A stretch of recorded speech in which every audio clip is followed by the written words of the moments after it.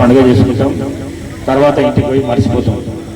అట్లా కాకుండా వాళ్ళు సూచించిన ఏవైతే సూచనలు ఉన్నాయో ఆ సూచనలు ఒక 10% మనం ఇంప్లిమెంటేషన్ చేస్తే చాలు. 10% మనం ఇంప్లిమెంటేషన్ చేస్తే చాలు. సాటి మనిషిని ప్రేమించాలి, ఫస్ట్ ఇంట్లో తల్లిదండ్రులని ప్రేమించాలి, అన్నదమ్ముల్ని ప్రేమించాలి, తర్వాత పక్క ఇంటిలను ప్రేమించాలి, తర్వాత మన ప్రాంత ప్రజలను ప్రేమించాలి, మన రాష్ట్రాన్ని ప్రేమించాలి, మన దేశాన్ని ప్రేమించాలి. సాధ్యమైనంత వరకు పొరపాట్లు చెయ్యకుండా జాగ్రత్త పడాలి. ఇద్దరి ఆలోచనలు ఒకటే ఉన్నాయి. మద్యపాన నిషేధం, గుట్కాలు తినకపోవడం, బీడీలు సిగరెట్లు తాగకపోవడం, ఇవన్నీ వాళ్ళు చెప్పిన దానికి మనం ఉల్టా చేస్తున్నాం. ఇప్పుడు ఈ కలియుగంలో అన్నీ ఉల్టా అవుతున్నాయి. అందుకే ఒక 10% వాళ్ళు చెప్పిన దాంట్లో మనం ఆచరిస్తే తప్పకుండా వారికి మనం కృతజ్ఞత భావంతో తెలిపినట్లుంటుంది అని చెప్పేసి తెలియజేసుకుంటూ, మరి ఎక్కడ ఏ కార్యక్రమం ఉన్నా కూడా ఉప్పల్ ప్రాంతంలో ఎవరు పిలిచినా కూడా మా లక్ష్మణ ఎప్పుడు పిలిస్తే అప్పుడు నేను మీకు అందుబాటులో ఉంటా.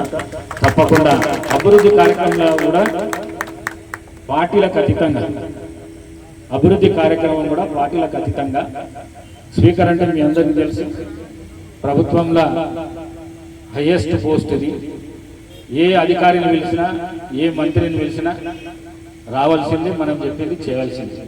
మీ ఉప్పల్ ప్రాంతానికి అవసరం ఉన్న నిధులు కానీ అవసరం ఉన్న అభివృద్ధి కానీ ఏదున్నా స్థానిక ఎమ్మెల్యే బండారు లక్ష్మారెడ్డి గారి సూచన మేరకు తప్పకుండా ప్రతి దాంట్లో నా సహాయ సహకారాలు ఉంటాయని చెప్పేసి నేను తెలియజేసుకుంటూ, మరొక్కసారి ఈ రోజు ఈ విగ్రహ ఆవిష్కరణల పాల్గొన్న ప్రతి ఒక్కరికి, పత్రికా మిత్రులకు, మీడియా మిత్రులకు నా యొక్క కృతజ్ఞత తెలియజేసుకుంటూ సెలవు తీసుకుంటున్నాను. Thank you very much. Srinivas Reddy గారికి, కొత్త రామారావు గారికి, మల్లేశన్న గారికి, అలాగనే ఈ స్టాచ్యూ సంబంధించిన అందరు కూడా మీ అందరు కూడా నా నమస్కారం. మేము లాస్ట్ 10 days క్రితము మేము ప్రసాద్ సార్ స్పీకర్ గారి సార్ ఇంటికి పోయి మేము రిక్వెస్ట్ చేయడం జరిగింది. చెప్పంగానే ఒకటే మాట చెప్పిండు, నేను కంపల్సరీ అక్కడికి వస్తున్నా అని చెప్పిండు. అప్పుడే రాపించిండు సార్. అందుగురించి నేను పోయి తీసుకొని రావడం జరిగింది. ఈ స్టాచ్యూకి సంబంధించిన ఏ అవసరం తప్పకుండా నేను చేస్తా అని చెప్పినాను. వాళ్ళు గ్రనేట్ అడిగితే అది చేసినాను. ఇంకా మీరు మన కాన్స్టిట్యున్సీలో ఇంకా మీరు 50 స్టాచ్యూలు అడిగితే 50 స్టాచ్యూలు ఇప్పించే బాధ్యత నాది. మీరు ఎవరు ఏడ కావాలంటే అక్కడ పెట్టించే బాధ్యత నాది. ఎందుకంటే ఈ స్టాచ్యూలు కనీసం అంటే స్టాచ్యూలు కనిపిస్తారన్న మన దళిత బిడ్డలు అందరు కూడా ఒక ఉత్సాహం వస్తుంది. మీరందరూ కూడా చదువుతారనే ఉద్దేశంతో మీరందరూ కూడా చదవాలి. నేను మెడిసిన్ సీట్ ఎవరికి వస్తే దళితులకు అందరు కూడా మెడిసిన్ సీట్ కూడా కడుతున్నాను. నా ఫీజు మొత్తం అందరిది కూడా లాస్ట్ 3 years నుంచి కడుతున్నాను.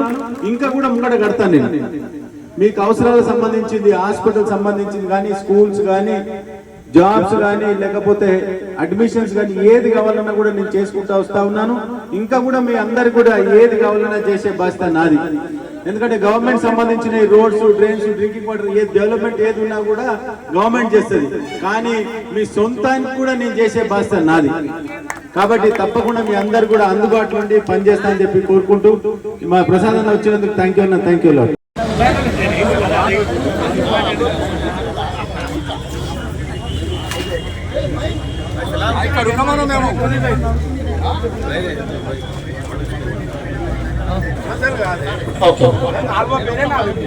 మనకు సమయం ఆలస్యమైన పిదప కాబట్టి మనం కొంతమంది ముఖ్యులు మాట్లాడించుకుందాం.